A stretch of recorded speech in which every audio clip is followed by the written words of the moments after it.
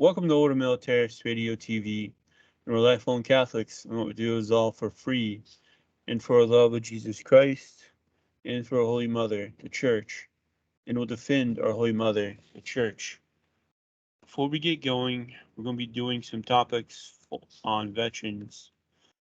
On Today is on why is the veteran suicide gone up, and be talking about things that the Undersecretary of Defense Personnel and Readiness will not like because it's his duty to protect recruits. Today, we're just going to raise an issue, and at the end, we'll call for a reform of what is going on with the veterans. Welcome, Brother Alexis. Thank you, AJ, for having me on. And inspired by our program there at the battlefield of Anzio, you were looking around the web and you stumbled upon a very interesting study published in Poland about the U.S. military, which really opened up a history of the U.S. military that I wasn't aware of, you weren't aware of. So who is this Polish professor? What was the name of his study, and what did he discover? Okay. So, by Lucas Kamenczewski on April 8, 2016. Let me get down to the bottom here where it talks about him. He is a lecturer in political science at the Institute of American Studies and Polish Diaspora at Jagiellonian University, Poland. And he is the author of the book Shooting Up, a short history of drugs and war. And the article we're going to quote from is The Drugs That Built a Super Soldier. Mm-hmm. So you may not be aware of, but the U.S. military has had a long history of giving stimulants and drugs to soldiers in their belief that it will make a better warrior. That's part of the error there is they think that what makes a great warrior is something physical rather than spiritual or mental or virtuous. So what did he discover? And then what is a brief history? How long has this been going on, any kind of stuff in the U.S. military? It appears to be since World War II, where they were given pep pills or caffeine pills, or not the strong stuff that we have that they're giving them in Vietnam and even today, but they were giving them pep pills to help, keep them awake, keep them alert, especially when they're fighting the Japanese. Yeah, who would sneak up at you at nighttime? Yes. So, but what did this professor highlight on? And so he says, making the Vietnam War perhaps the best example of asymmetrical warfare of the 20th century. The conflict was distinct in another way too over time. It came to be known as the first pharmacological war, so called because the level of consumption of psychoactive substances by military personnel was unprecedented in American history. The British philosopher Nick Land aptly described the Vietnam War as a decisive point of intersection between pharmacology and technology of violence. So, now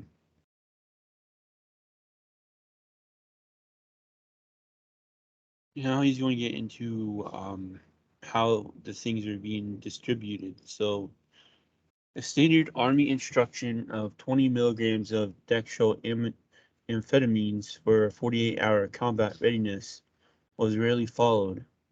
Doses of amphetamines were issued, one veteran put it, like candies, with no attention given to recommended dose or frequency of administration. In 1971, a report by the House Select Committee on Crime revealed that from 1966 to 1969, the armed forces had used 225 million tablets of stimulants, mostly dextridine, an amphetamine derivative that is nearly twice as strong as the benzodrine used in the Second World War. The annual consumption of dextridine per person was 21.1 pills in the Navy, 17.5 in the Air Force, and 13.8 in the Army. We had the best amphetamines available, and they were supplied by the U.S. government, said Elton Mazzoni, a member of a long-range reconnaissance platoon, or LRP. You recall the description he'd heard from the Navy commando, who said that the drugs gave you a sense of bravado as well as keeping you awake. Every sight and sound was heightened. You were wired into it all, and at times you felt really invulnerable. Soldiers and units infiltrating Laos for a 4-day mission received a medical kit that contained, among other items, 12 tablets of Darvon, a mild painkiller, 24 tablets of codeine, an opioid, and 6 pills of dextridine.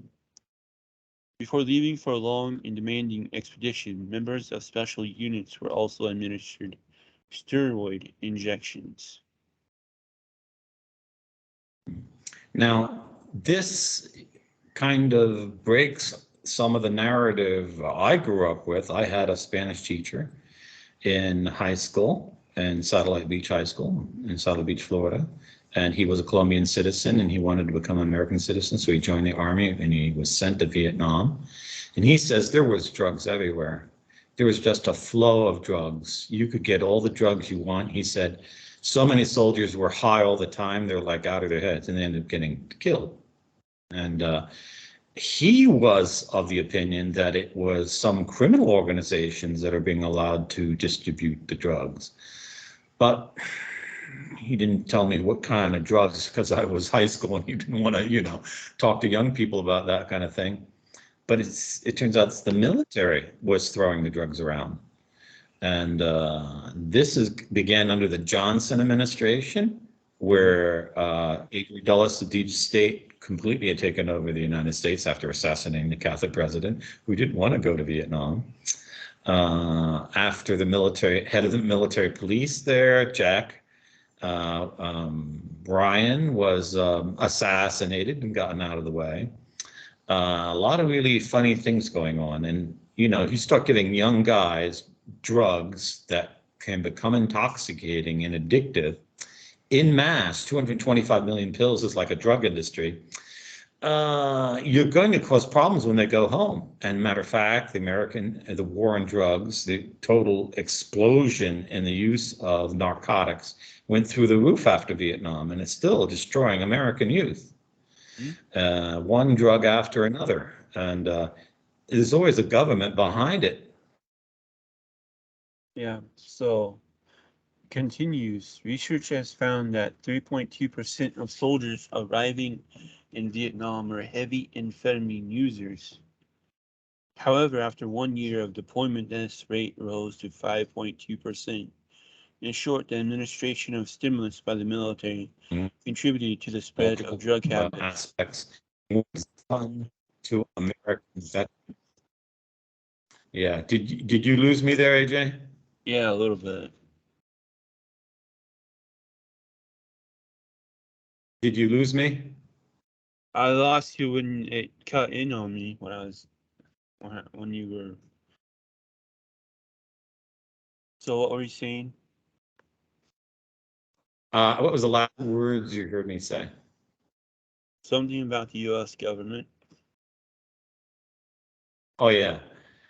Did you hear me talking about my teacher in Spanish school class? Yeah. Okay. So today we're going to talk about the effects it had on the soldiers. And this is an important thing to know if you probably already know this if you have said someone in the military who's had PTSD or suicidal thoughts, you're probably very well aware. But outside your small circle, most Americans don't know anything about this. And this is what our show is about today. And if you're thinking of joining the U.S. military, be on your guard about the misuse of drugs. So Where do So you want to? he goes on in how the PTSD is not from battle, but it's from large use of these reckless use of the pharmaceuticals and drugs that they were put on. And when the PTSD comes, that is them crashing and they just can't handle it. So Okay, so that explains. Yeah, I was always concerned about these rising rates of post-traumatic stress syndrome in U.S. veterans, military, which is so disproportionate to the what was observed in the Second World War, even in the Korean War, that it can't be just a complete collapse of moral virtue among young men in the United States. There's something the other cause of it. So the pharmacological course, this is a very serious affair because this gets to questions of liability here, not only of the military, but of the makers of these medicines. Um, what are the stats on suicide in the military among veterans since the Second World War, AJ? Do you have gathered anything? yeah, let me get to that. How has it exploded in recent decades? Okay, so really, I don't maybe yeah. Okay, so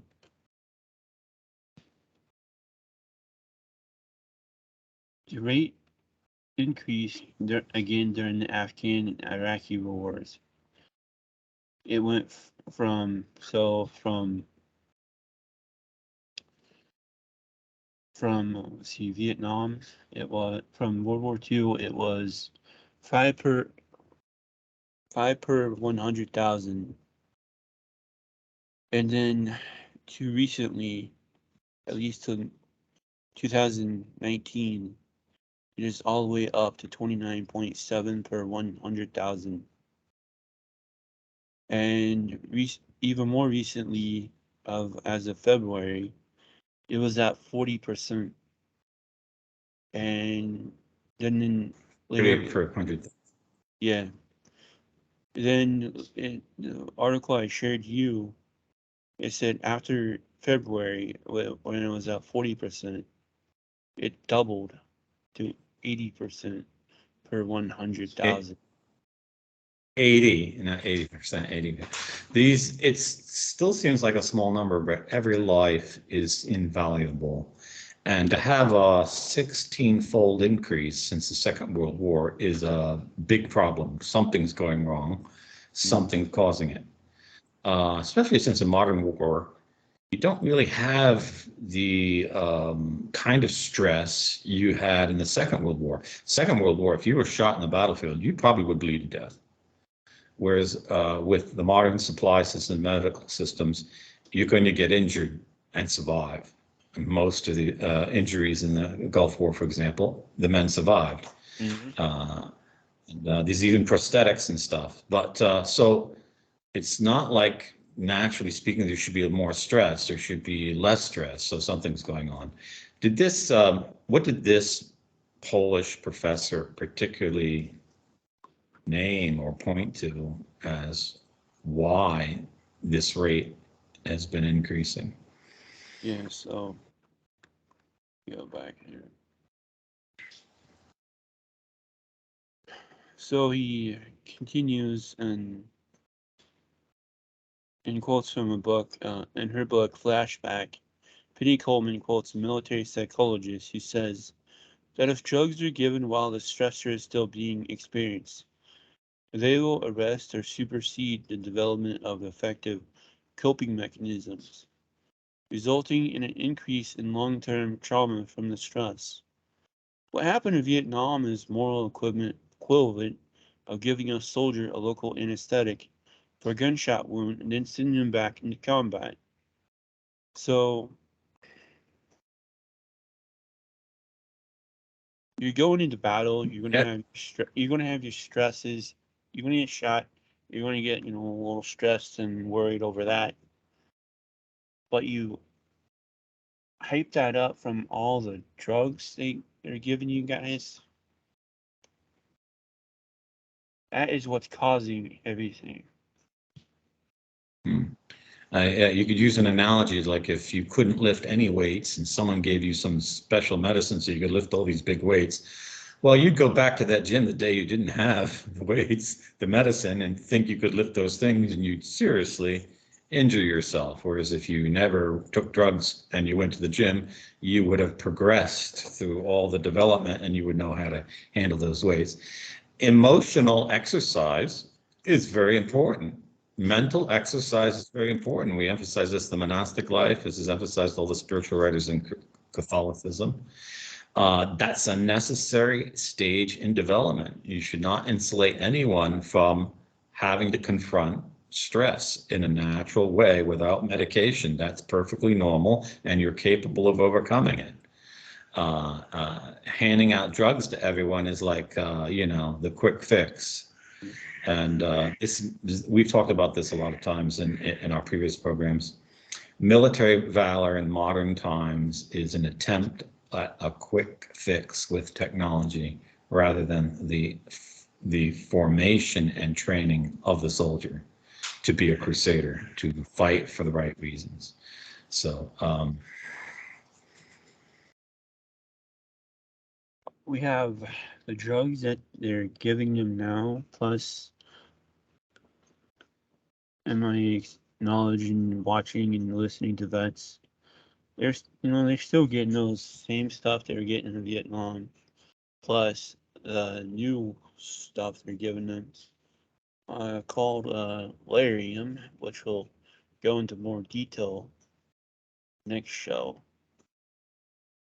And but they're also making the guys watch something that is not really good for them. That also messes with their brain, called pornography.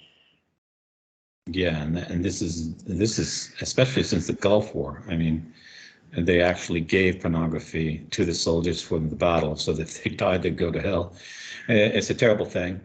It's total misuse of the human body. That's not what sexuality is about. Sexuality has nothing to do with preparing you for war or to confront fear. It's not what it's about. And what were some of the drugs we were going to cover in this series, AJ, in addition to Larium? So yeah, okay, there we go. So we're going to talk about Larium, which is the real name is methylquine. Then we're going to talk about botulinum toxoid. Then we're going to be talking about predostigmine bromide pills.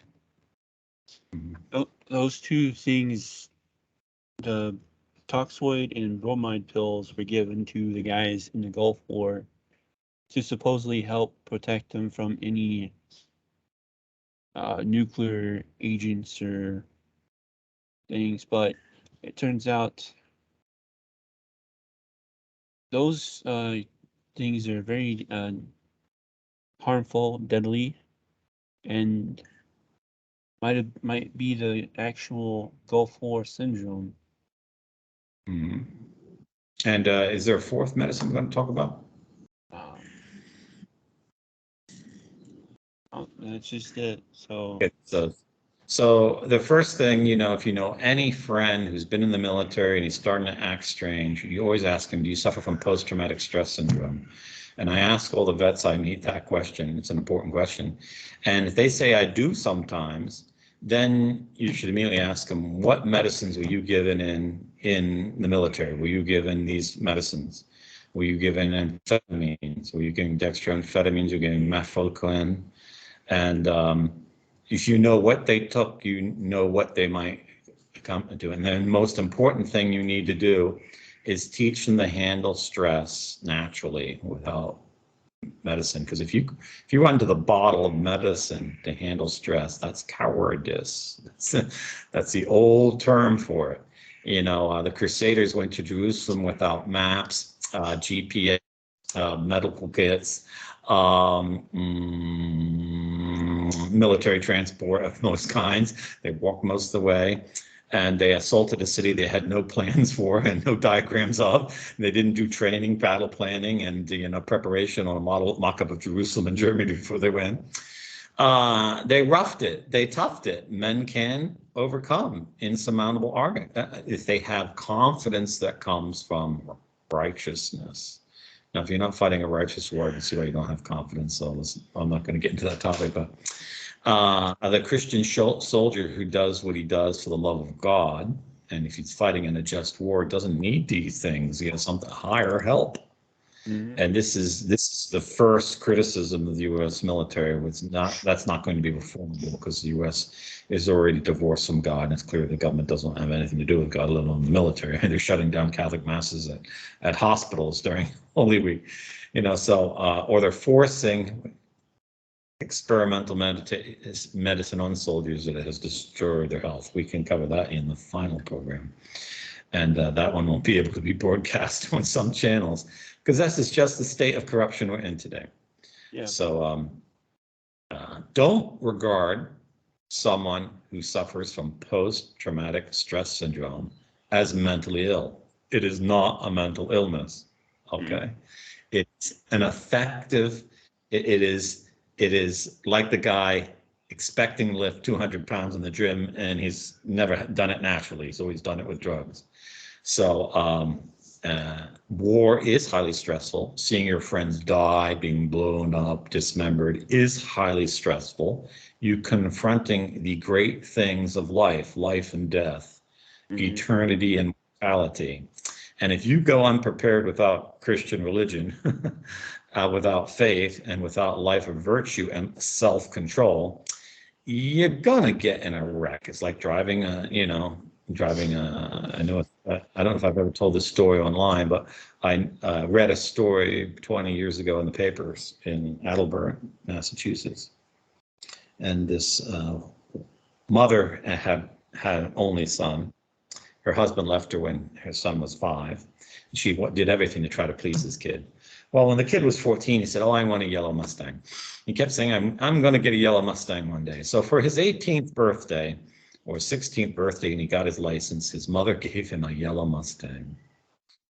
Well, he had looked at a yellow Mustang. He had gotten into them. He'd never driven them. He watched other people drive them on sporting courses and everything. He knew everything about it, but he didn't himself know how to drive a yellow Mustang. And he drove it once in the afternoon, and his mother said, "Don't speed." And that night he went out his second drive and he wrapped himself around a telephone pole. Yes, he was killed immediately because he hadn't yet exercised himself in the control of a yellow Mustang. The world isn't just everything mental. This is the big era of modern times in video games. If I can control my thumbs, I can rule the world. No, it doesn't work that way.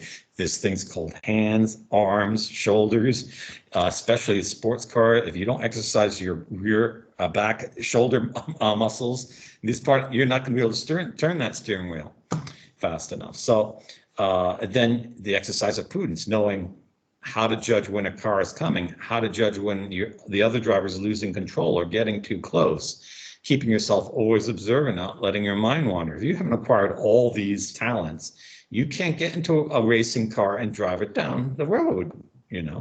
Hey, there were some famous actors in that movie about the car thefts. What was that series that all those famous actors in it? I forget them. Fast and Furious. Fast and Furious. One of the very famous actors on it got in the car with a friend who thought, he was a big fan of the whole series. He thought he could drive a car, and they're going to start racing down a little side road at 65 miles an hour, and they killed themselves because being an actor as a racing car driver doesn't mean you're a racing car driver, and you have to know yourself, says Aristotle, and know what you can do and you can't do. Just like the prudent man doesn't go into a gym and lift 200 pounds the first day. If he does, he'll be in the hospital and never lift a weight again. The prudent man says, "I can do 10 pounds today. Next week I'll do 20 pounds. He will go slowly. He will only get to 200 pounds after a couple of years because he's prudent and he knows not to risk breaking his joints, his ligaments, or tearing his muscles. So it's the same thing with any endeavor. And this has to do also with war. You just can't throw untrained, unexperienced men right into war. And if you have to give them drugs to get them through battle, your basic combat training was insufficient. Okay. And you can train a man in all the military skills of war in 6 weeks, but you can't train him in all the spiritual virtues of the warrior in 6 weeks. And you can't do it without religion, and you can't do it without God, and you can't do it unless your cause is just, which is why the Catholic Crusaders took Jerusalem. And no one else ever, and no any other Christians ever succeeded taking Jerusalem from heathens. So these things are important, and anyone who really appreciates the history of military tactics and military formation will know what I'm saying is true. People who pretend that's not the case will resort to drugs and think drugs can be the equal. Drugs can't be the equal. So we need to have a lot of compassion on these guys who suffer PTSD. Post-traumatic stress syndrome, because they've been thrown into a meat grinder without the proper training. And now on their own, without any help, now they're out of the military, they have to work it out with no one to help them, no one to guide them, and no one to counsel them. And it's very easy for them to turn to drugs because they were told drugs solve all problems. They're surrounded by people who don't know what's going on, who think they're acting strange, and they're in a bad lot. So these people need friends, these guys and these men and women. Don't abandon them. If you're a family member, hopefully this little information we're giving can help you to understand it better. So Yeah. what was some other things this professor said, AJ, that you, do you have anything else you want to quote from his actual work, his conclusions? Yes. Yeah. So, intoxicants do not eliminate the cause of stress. Instead, observes Grossman, they do what insulin does for a diabetic. They treat the symptoms, but the disease is still there. That is precisely why, compared with previous wars, very few soldiers in Vietnam required medical evacuation because of combat stress breakdowns. By the same token, however, the armed forces contributed to the unprecedentedly widespread outbreak of PTSD among veterans in the aftermath of the conflict. This resulted to a large extent from reckless use of pharmaceuticals and drugs. The precise number of Vietnam veterans who suffer from PTSD remain unknown, but estimates range from 400,000 to 1.5 million. According to the National Vietnam Veterans Readjustment Study, published in 1990, as many as 15.2% of the soldiers who experienced combat in Southeast Asia suffered from PTSD. Mm-hmm. What is the percentage currently in the U.S. military? Do we know? Like, what was the percentage in the Gulf War veterans? Go for it. Yeah.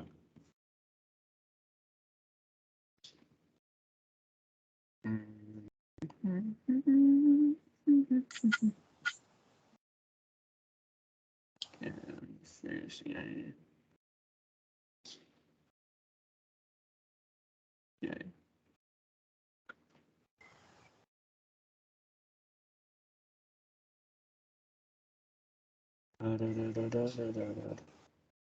So let's see here.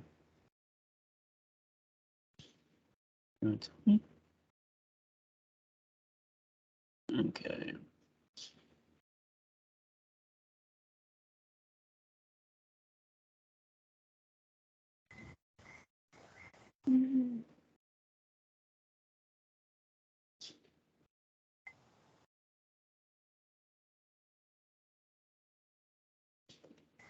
They still said it was around about 20 per 100,000. I was in the first Iraq War, the Gulf course. No, you're talking about post-traumatic stress or suicide. I'm talking about post-traumatic Oh, stress. yeah. We don't know. You don't have the statistic available. So it's very high because I would say it's maybe 60% of the vets that I speak to, they all say they suffer from it somewhere, or at least are persuaded to have suffered from it. But if you're handing out drugs to everyone and the drugs are the cause, you can expect that the majority of people are going to be having these things. So tomorrow's program, what was the first drug we'll talk about, AJ? Well, it's going to be on Olarium, or also known as methylquin, and here we're probably going to get the most kickback because it's still being used, still being given, and they're doing the darnest to make sure no one says anything bad about it. Yeah, and this is a drug being used in special forces in the United Kingdom. So if you're a listener from the United Kingdom, pay attention. This is a really viable drug. Anyone who thought you're not using this and handing it out so freely, recklessly, obviously has some ulterior motives. And when you listen to our program tomorrow, you're going to say, one of these mall shooters were on this drug. Thank you, AJ, for having me on Automail Radio TV to discuss suicide and post-traumatic stress syndrome and the causes of these things. Yep. This is Automail Radio TV signing off. Yes, well. Yes, well.